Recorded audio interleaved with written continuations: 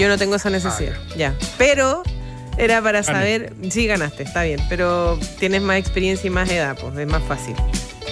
Sí, pues porque tienes tu vivienda, yo no tengo vivienda. Oye, es que ¿por qué estamos hablando de esto? Porque hace tiempo ya se habla de la ley REP, esta ley de plásticos y sobre todo de el trabajo de la ley extendida. Se llama así, la ley REP, porque es la ley de responsabilidad extendida del productor y plásticos, que ha marcado y ha marcado, de hecho, desde que comenzó, una forma distinta de fortalecer las políticas internas que hay también de sustentabilidad y de regulación medioambiental, que involucra no solamente a las personas como tú y yo, que reciclan en sus casas, sino que también a los productores. Y es por eso que estamos en contacto hasta ahora con Magdalena Balcells, que ya es gerente general de la Asociación Gremial de Industriales del Plástico de ACIPLA, para hablar justamente cómo está la industria del plástico aquí en Chile luego de que ya se implementara la ley REP. Magdalena, ¿cómo estás? Bienvenida. Buenos días. Buenos días, Piedad. Buenos días, Aldo. Muchísimas gracias por esta invitación. Magdalena, ¿cómo ha funcionado el nuevo sistema en una evaluación ligera, digamos? Sí, no hay nada ligero en esta ley, pero no importa. Nosotros creemos que esto es un tremendo marco o paraguas para avanzar hacia la economía circular en Chile y para avanzar a una gestión de residuos donde todos estemos involucrados. Entonces, si bien no avanza todo lo rápido que uno quisiera, uno, como ustedes estaban comentando recién, que no pasa el camión, que se lleva en el contenedor, que tenemos que superar todas esas dificultades, creo que es el camino indicado y además estamos seguros que cuando esto esté más en régimen, o sea, bueno, quizás antes de eso contarles que esta ley que se llama de responsabilidad extendida del productor y fomenta el reciclaje no apunta solamente a plásticos, apunta a todos los residuos que se generan en los hogares. Hay 5 materialidades identificadas y en lo que se refiere a plásticos, uno de nuestros grandes motores para nuestro acuerdo de producción limpia que venimos recién cerrando es que con la ley REP en régimen se va a generar una enorme cantidad de materia prima para reciclar, es decir, vamos a recolectar un montón de residuos plásticos y ¿qué vamos a hacer con ellos? Entonces, trabajamos nosotros como asociación desde hace 3 años, que acabamos de cerrarlo y lo cerramos muy bien, así que estamos muy contentos y por eso les quiero contar un poquito de eso. Un acuerdo de producción limpia, que es una iniciativa donde con público-privada, donde con apoyo de la Agencia de Sostenibilidad y Cambio Climático, empujamos un APL, se llama, para promover la demanda de resina reciclada. ¿Qué quiere decir esto? Quiere decir que todos aquellos residuos que generamos en los hogares de plástico, que logramos que se recolecten y que llegan a un reciclador o valorizador, los transforma en materia prima para hacer nuevos productos. ¿Y cuál es la limitación que tenemos ahí? Que uno dice, bueno, obvio, sí, pero resulta que hay limitaciones sanitarias para poder convertir muchos de esos plásticos nuevamente en un contenedor de alimentos, porque no puede estar en contacto directo con alimentos, salvo el caso de las botellas PET. Entonces, en ese sentido, necesitamos asegurar que cuando se acumule toda esta cantidad de plástico, va a tener una salida en el mercado, porque además usar esa resina reciclada tiene enormes beneficios ambientales. O sea, de partida no hay que traérsela de Estados Unidos ni de Asia, porque en Chile no la producimos, sino que ya va a estar acá en Chile. Además, vamos a ir mejorando poco a poco los estándares de calidad. Nosotros pudimos ver que de un 20 y poco % que se incorporaba de materia prima reciclada en aplicaciones de minería, de agricultura, de acuicultura, etcétera, subimos a un 40%, o sea, más de un 48%, perdón, que el aumento fue como un 43%. Entonces, eso es una muy buena noticia para nuestro país, porque quiere decir que estamos avanzando en circularidad de los plásticos. Entonces, si tú me dices cuál es la evaluación, nos falta montones, pero es la ruta adecuada sin lugar a dudas. Yo quería preguntarte también, Magdalena, en ese sentido, la gente cuando escucha o entiende la ley REP, que es una ley de la que ya se está hablando hace un buen tiempo, Piensa, claro, sobre todo en esto de, bueno, uno de manera particular está reciclando, está trabajando por esto, por cuidar el medio ambiente, pero pucha, ¿qué pasa con las empresas? Y que las empresas no se hacen cargo, y que las empresas solamente ponen etiquetas para de recíclame, pero hasta ahí nomás llega y son, en el fondo, muchas veces las empresas los que usan estos materiales para sus productos. ¿En qué va eso? Porque la gente lo que más esperaba, creo yo, de la ley REP era justamente esta responsabilidad, justamente como dice la ley, para las empresas también, para los productores. Mira, qué interesante tu pregunta, porque nos permite aclarar varias cosas. Esta ley se llama responsabilidad extendida del productor, porque todo este sistema que comentaban Albi y tú recién, de los contenedores, del camión que pasa un día de la semana a buscar las cosas reciclables y otro día pasa a buscar la basura, toda el área reciclable la está pagando la empresa. Y eso es súper importante que la gente lo tenga claro. O sea, antes el municipio era el responsable de pagar la recolección de todos los residuos. Y si el municipio en particular tenía un programa de reciclaje, era iniciativa del municipio y financiado por el municipio.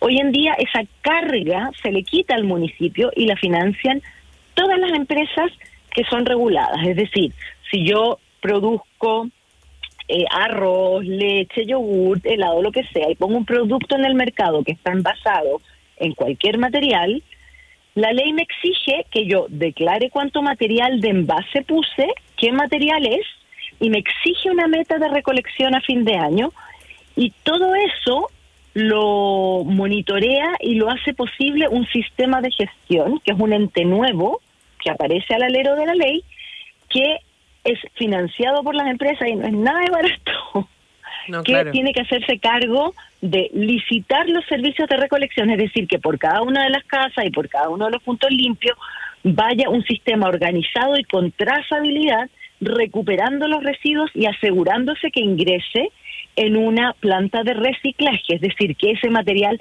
se transforme en materia prima para nuevos productos. Entonces, eso está, o sea, las empresas se han asegurado de que existe ese sistema de gestión por exigencia legal o por lo que fuere, digamos, pero han estado trabajando desde hace muchos años. La ley es del 2016, o sea, para que nos hagamos una idea, en el 2016 se aprobó la ley de envase y embalaje, o sea, la ley de REP y el decreto de envase y embalaje en el 2021. Entonces estamos hablando de, llevamos muchos años trabajando en estos temas.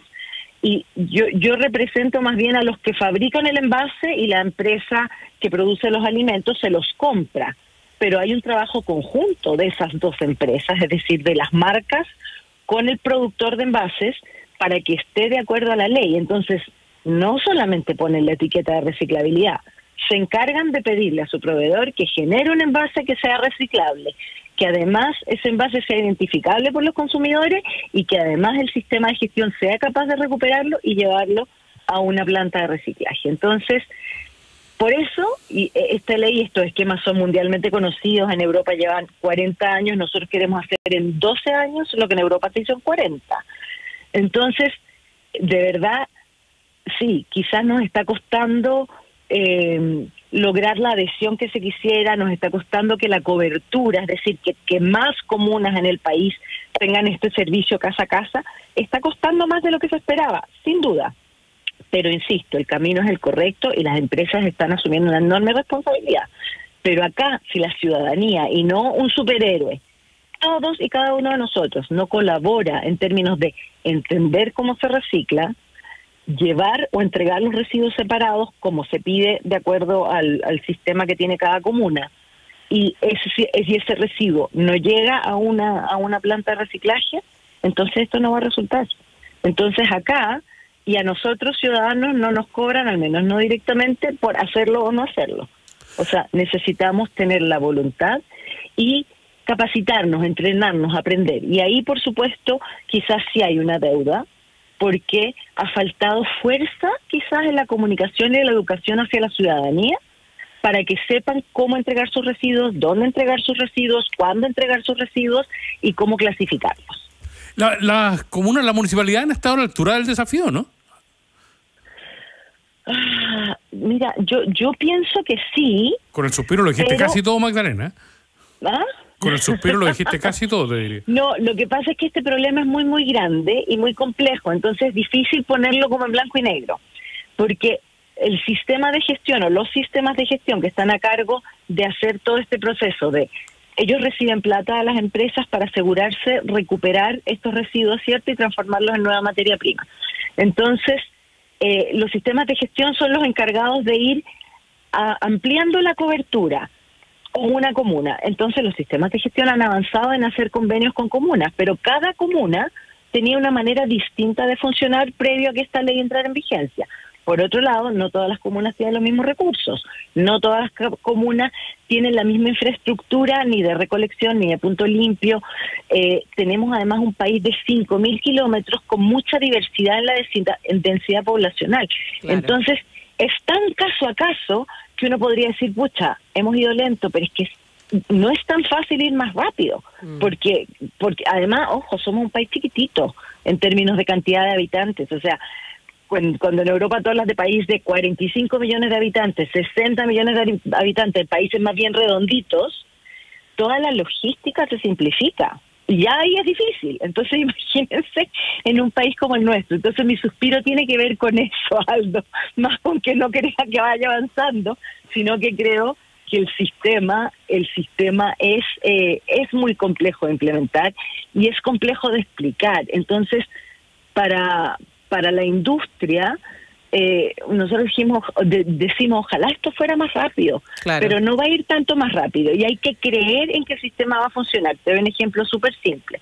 Hay comunas que dicen, no, es que yo separo todo en mi casa y llega el camión y se lleva todo junto. Sí, efectivamente eso ocurre, pero eso no quiere decir que después eso no vaya a una planta de pretratamiento donde se va a separar. Y hoy en día contamos en Chile, pero es en particular aquí en Santiago, con una planta que separa automáticamente, te abre la bolsa y empieza a separar lo que es flexible de lo que es rígido, por distintas materialidades, pone el papel por un lado, el plástico por otro lado.